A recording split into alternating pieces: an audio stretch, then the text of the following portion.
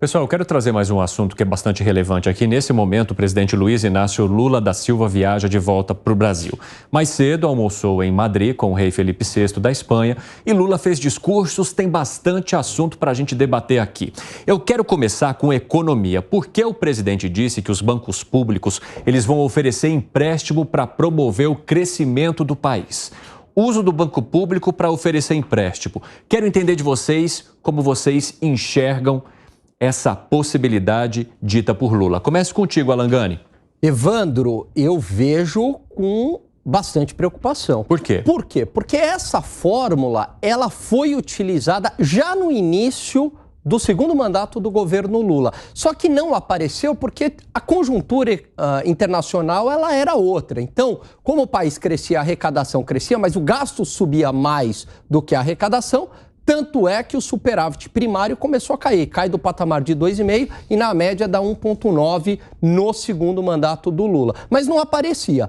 Na hora que vem o governo Dilma, ela pisa no acelerador com esta fórmula, né, do protagonismo dos bancos estatais, e isso tem impacto fiscal, porque aquela taxa de juros lá do BNDES, abaixo da taxa de mercado, subsidiada, ela é subsidiada com o nosso dinheiro. Tem uma conta lá no Tesouro de equalização fiscal que não aparece imediatamente, mas aparece depois. E é isso, em parte, que levou ao desastre fiscal durante o governo Dilma e que teve impactos anos à frente, punindo a população brasileira com alta inflação e baixo crescimento econômico. Então eu vejo que essa fórmula voltando me dá bastante medo. Baseado na fala de Alangani, estaríamos ali à beira de um novo desastre, que foi a forma como ele colocou aqui no ponto de vista dele. E eu jogo essa pergunta para você, Piperno.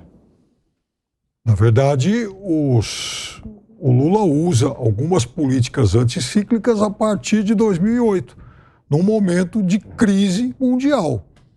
Então, não é que imediatamente no início do segundo governo abriu a torneira para todo mundo. Então, naquele momento era necessário revitalizar uma economia que, afinal de contas, ela, seguindo a tendência mundial, ela se tornaria naturalmente comprimida.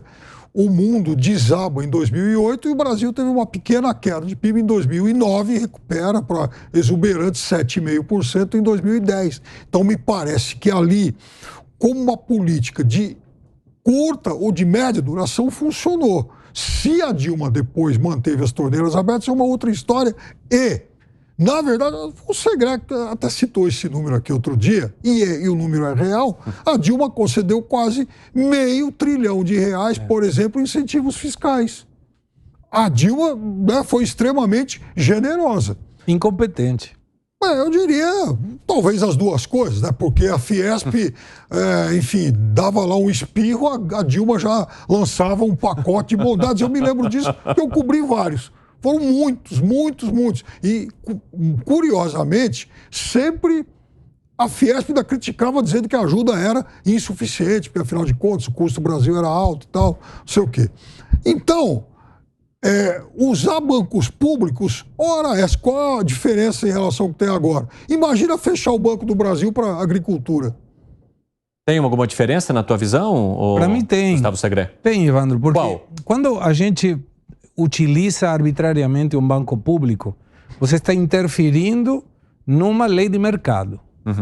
Quando você utiliza, por exemplo, o BNDES, que se abastece por recursos do Fundo de Amparo ao Trabalhador, parte disso, você pode trazer na memória um vendedor de fumaça, como era o que utilizava o X, não me lembro o nome, Eike Batista. Eike Batista. Vendeu fumaça por tudo quanto for lugar. Com recursos de quem? Dele? Não. Eram recursos que os chineses tinham dado uma parte, mas o BNDES tinha dado outra. JBS comprou um monte de empresas com recursos do BNDES. Então, eu estaria de acordo na utilização de um banco público para, por exemplo, vir e dizer: Alangani, você gostaria de investir em quê? Em energia solar. Perfeito, eu te ajudo, te dou uma taxa boa pelo fato de ser empreendedor, porque isso pode gerar o dia de amanhã emprego, arrecadação e atividade econômica. Mas eu não vou utilizar um banco público para te dar empréstimo para você pagar a tua conta de luz. Porque aí está trocando a questão, está subsidiando o consumo. E Dilma fez isso e deu no que deu. Por isso eu me animo a dizer, não é somente generosa, foi muito incompetente. Esse 7,5% que foi o crescimento, foi uma queda desastrosa 4 anos, 5 anos depois. Então, quando o mercado é livre, ajusta pela concorrência, e isso todo mundo ganha. Quando você coloca uma intervenção do Estado, geralmente termina muito mal. E olha o vizinho, eu venho daí. Deu uma porcaria atrás da outra. Por quê? Porque o governo se enfia em onde não tem que se enfiar. Toda vez que eu menciono alguma fala de Lula voltada para o uso do banco público, a gente acaba voltando no governo Dilma. Há um temor muito grande de que esse Lula 3, pelas pistas que já deu, possa se igualar àquilo que ele também chegou a criticar em algum momento de sua sucessora? Totalmente, Evandro. Por quê? Olha só as sinalizações. Primeiro, ele fez agora na Europa um discurso contra a privatização. Ele volta com o protagonismo dos bancos estatais, principalmente o BNDES. Ele ataca a independência do Banco Central. Houve uma revogação de parte do marco do saneamento, privilegiando essas empresas estatais que não resolvem o problema da água e esgoto para a população brasileira, permitindo que elas entrem no processo sem licitação. Então, todas as sinalizações até agora foram muito ruins. Nenhuma sinalização de corte de gasto.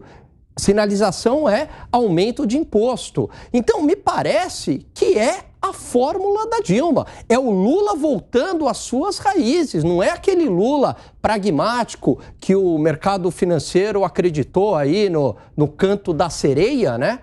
E do primeiro mandato. Não é. Esqueçam isso daí. É um Lula com muito mais cara de Dilma. 5h27 da tarde, o pessoal da rádio vai sair rapidamente para o intervalo. Espero vocês daqui a pouquinho, hein, pessoal? Seguimos aqui na TV e também no YouTube. Piperno, você riu quando ele mencionou que sim, existem várias pistas que demonstram que Lula 3 pode ser igual ao governo Dilma. Por quê?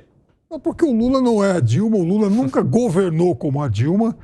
E essas pistas, elas são muito forçação de barra. Até porque quando o Lula fala, por exemplo, que não vai privatizar, ele nunca privatizou e nunca defendeu privatização. Não há novidade nenhuma e não é por isso que ele vai ser igual a Dilma. Mas é a volta da mentalidade estatal. No primeiro mandato, o Piperno, ele não criticava política monetária do Banco Central. Pelo contrário, até acertadamente colocou quem? Henrique Meirelles, que era presidente mundial lá do Banco de Boston. Colocou, agradou o mercado. Agora é o discurso ultrapassado, ataca o Banco Central, protagonismo do BNDES. É o discurso da Dilma, é o mesmo discurso. O ataque ao Banco Central, não é isso que faz ele ficar igual a Dilma, né? Insisto sempre nisso. Segundo, a questão de atacar o Banco Central não é nem de longe uma exclusividade do Lula. Tirando a Faria Lima, todo mundo ataca o Banco Central. Porque o Banco Central do Brasil, ele é defendido, essas políticas do Banco Central do Brasil, elas são defendidas somente pela Faria Lima. Ele ataca a autonomia, o Piperno, ele não está só atacando a política de juros, ele ataca a independência do Banco Central. O que foi, Segreg? Você estava coçando a cabeça com as duas? Vocês não viram, só eu vi. Eu estou ansioso por tirar o meu papelzinho do bolso. Não, você trouxe? Daqui a pouco, ainda não. Ainda não, mas você sabe, e respondendo ao Piperno, a questão não é apenas o que ele possa fazer em virtude do que ele fez no passado. O mundo mudou em 20 Claro anos. que sim, óbvio. E aí, por que esse paralelismo com Dilma e Lula?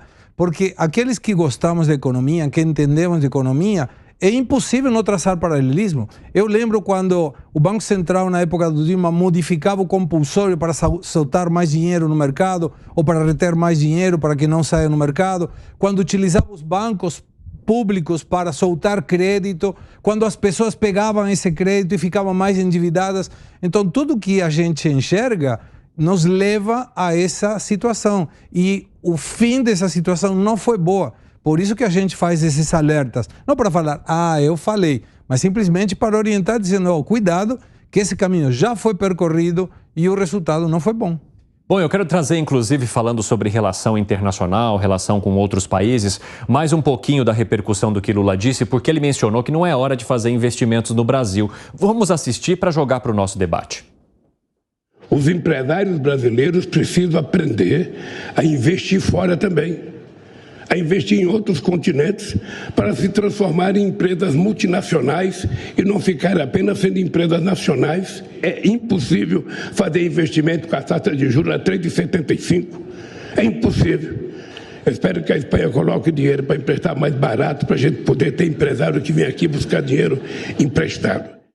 Quero ouvir a análise de vocês sobre isso. O Segré até arrancou a folhinha tradicional dele. O que você trouxe para a gente aí sobre essa fala de Lula? Que números você tem, hein, Segré? Primeiro, Evandro, um presidente falar não invista no meu país, invista em outros países e não dá para investir pela taxa de juros, não é agradável.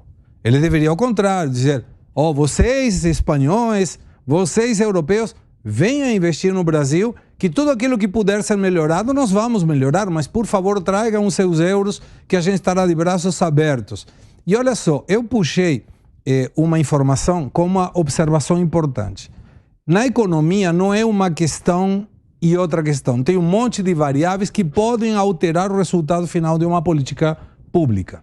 Então, quando a gente avalia, o Lula reclama de uma taxa de 13,75, eu já trouxe um papelzinho, não tão elegante como esse, mas que explicava que a taxa de juros tinha começado em 2003 com 25% e subido até 26,5% na segunda reunião do Copom.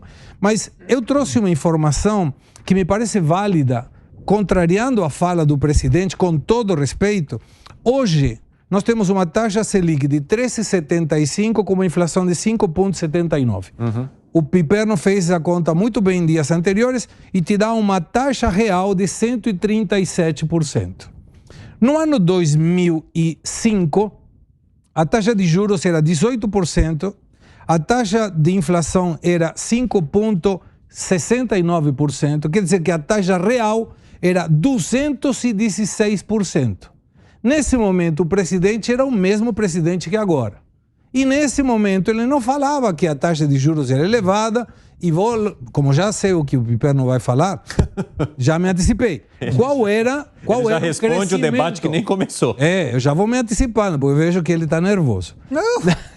3,2 foi o resultado final de crescimento, quando no ano passado foi 2,9. Então, é uma questão de dizer, senhor presidente, o senhor é presidente, entre as várias atribuições está trazer investimentos, não motivar os empresários brasileiros a que façam investimentos em outros lugares, porque investindo em outro país, o emprego é do outro país, não é do Brasil. E uma das funções do presidente é melhorar o emprego, através do emprego, diminuir a pobreza. E isso é o que a gente espera de um presidente. Piperno, já que você foi diretamente citado, quero ouvir o teu ponto de vista. Não, na verdade, bom, primeiro vamos lá também aos fatos, né? Ele disse que, inclusive, espera que os bancos espanhóis emprestem também aos empresários brasileiros. E o Lula tem, de fato, uma fixação nessa história de fazer com que as empresas brasileiras se tornem players globais. Aliás, a política velha e contestada política lá dos campeões nacionais versava exatamente sobre isso, né? E, aliás, pouca gente aproveitou, né? O Brasil não criou players, enfim, globais, a não ser a JBS, que é uma das líderes mundiais aí no seu setor. Agora, isso que o Segré trouxe é verdade. As taxas eram muito altas e gente do próprio governo criticava. O vice-presidente José Alencar, todo dia ele criticava isso, que as taxas eram insuportáveis. Né? E aí a Fiesp fazia coro com ele, não, assim não pode e tal. O Henrique Meirelles, claro, aguentava a pressão porque tinha o respaldo do presidente. E veja, era um presidente de Banco Central nomeado, né? Nem se falava em independência do Banco Central. O Lula nomeou uma estrela do mercado, né? Alguém que, aliás, né, muito maior que o atual, por sinal, mas uma grande estrela do mercado, confiou nele e por lá ele permaneceu 8 anos. E ele foi brilhante no governo Lula, na recuperação do governo Temer e extremamente competente que no governo de São Paulo também. O Meirelles, por onde passa, ele faz trabalhos muito bons. Agora, elogia o atual presidente do Banco Central. É aí que eu ia chegar, um homem de mercado, um banqueiro e tal, e assim, obviamente não vai deixar de elogiar, né, o atual, além do que o governo Lula também mexeu em algumas coisas que, ou pelo menos acenou com mudanças em alguns dos legados de Henrique Meirelles, que obviamente não gosta quando se fala em mexer, por exemplo, no teto de gastos, em reforma trabalhista. É óbvio que ele é contra isso. Quero saber só de você, Gani, já passo para você, Segré.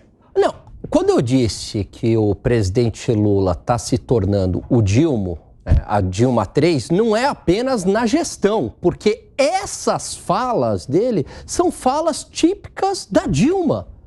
Quando ele diz, não invista no Brasil, invista fora do Brasil, é como o Segré falou. O presidente, quando ele vai para fora, ele está vendendo o país, ele tem que falar, não, invista aqui. Gere renda e emprego no país. Ele vende o país todo dia. Então, tá vendendo muito mal ultimamente, hein, ô Piperno? Entrou em questões geopolíticas, voltou atrás, né? Até o Papa condenou a fala dele, tá vendendo mal o país, hein? Aliás, o Biden, obrigado, presidente Biden, mais uma vez, 500 milhões. Agora, olha que fala, olha que loucura, Piperno. Ele diz que os livros de economia estão todos errados, que, na verdade, gasto e investimento, eles têm conceitos errados, né? Investimento... Olha só... Então, pois ele é um negacionista da ciência econômica. Economista do Brasil ele é um negacionista da ciência econômica. Economista do Brasil, olha, assim, não é à toa que há décadas o Brasil tem, mesmo no governo Lula, você acaba de mostrar isso, a maior taxa de juros do mundo. Aonde foi que esses caras aprenderam isso? Por que tem que ser aqui isso? Não, mas tem política monetária, política econômica que defende essa situação e explica por quê. Mas explica por que, inclusive, naquela época do Lula 1, Lula 2, Dilma, inclusive, tinha taxas reais positivas, porque é uma forma de conter um avanço de inflação, até em momentos de crescimento econômico, como teve Lula. Agora, a minha dúvida é por que dependemos de um vice-presidente, que já faleceu, Alencar, que reclamava das taxas de juros. Por que não era Lula que reclamava das taxas de juros se ele era o mesmo presidente? Como agora é o presidente. A diferença está que naquele momento ele estava de acordo porque ele tinha colocado o presidente do Banco Central e agora ele não pode mexer nesse galinheiro. Tem que mexer de acordo com o que determina o dono do galinheiro, que é Campos Neto. Para mim esse é o problema, ou seja, não está na taxa de juros, porque os dados mostram que ele tinha taxa de juros, inclusive em termos reais, muito maiores que agora. Mas naquele momento, ele sendo presidente, não reclamava. E agora sim. E sabe por quê, Segré? Bem lembrar, sabe por que ele não reclamava? Porque, como a conjuntura internacional era muito favorável e ele conseguiu entregar crescimento econômico, mantendo as políticas do governo anterior, do governo Fernando Henrique, e aquela conjuntura internacional, um presente dos deuses do mercado. A Argentina crescia, a América Latina crescia, o Japão, que não crescia há muito tempo, crescia, a União Europeia crescia, todo mundo crescia. Então não precisava reclamar da taxa de juros. Agora que o mundo se tornou mais difícil, ele está sendo testado para valer. E agora ele já tem o bode expiatório. Se eu não entregar crescimento, e provavelmente não vai entregar com essa política econômica, a culpa é de quem? É do Banco Central. Se o Banco Central controlar a inflação, que é mérito do Banco Central, ele capitaliza para ele espertamente como ele é. Que foi, Piperno? Não. Claro que o sacrossanto Banco Central é sempre atacável. Né? Enfim, a Faria Lima detesta criticar o sacrossanto Banco Central, que tem uma espécie de infalibilidade papal. Aqui do Brasil. Nossa, quantos termos. Impressionante aqui do Brasil. De qualquer forma, veja, eu não estou nem dizendo que no tempo do Lula era muito diferente do que aconteceu agora. Só que a economia crescia mais. O ano passado, né, há quem incense esses 2,9, ontem, o jornal Gazeta do Povo, vejam bem, Gazeta do Povo, que é insuspeito quando se trata de Bolsonaro e de Lula, tinha lá uma matéria mostrando que em 2022, mesmo com esses 2,9 e tal, o Brasil, em um ranking de 191 países, teve o crescimento, ficou na posição 144 em relação aos maiores crescimentos do mundo. Ou seja, o ano passado, 143 países cresceram mais que o Brasil. Essa foi foi o ano da maior proeza do governo Bolsonaro. Fala, secretário. 143. Né? Estou me agarrando aqui. Mas também tem a questão da inflação. Você quer crescer? Eu te libero a taxa de juros e você vai crescer, mas como um foguete. Mas depois, qual é o custo disso?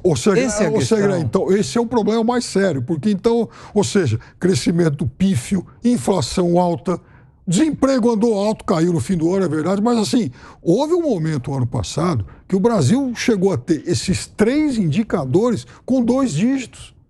Não, tudo bem, mas a taxa de desemprego estava em 14,9 na época da pandemia, diminuiu, terminou em 7,9. Isso aumentou na época da pandemia e depois caiu. Piperno, de fato tiveram países que cresceram mais do que o Brasil em 2020, verdade. 143. Só que muitos desses países em 2021 tiveram crescimento menor ou mesmo em 2020 quedas muito mais abruptas do PIB. Então a gente tem que analisar o período todo, porque a dinâmica da recuperação foi diferente. Agora, em 2022, Piperno, olha só, desemprego, o segredo trouxe aqui, 14, a gente fecha em torno de 8. Mas 14 porque subiu crescimento, com ele, caiu a previsão que você adora lá do Focus, né? 0,3 do FMI.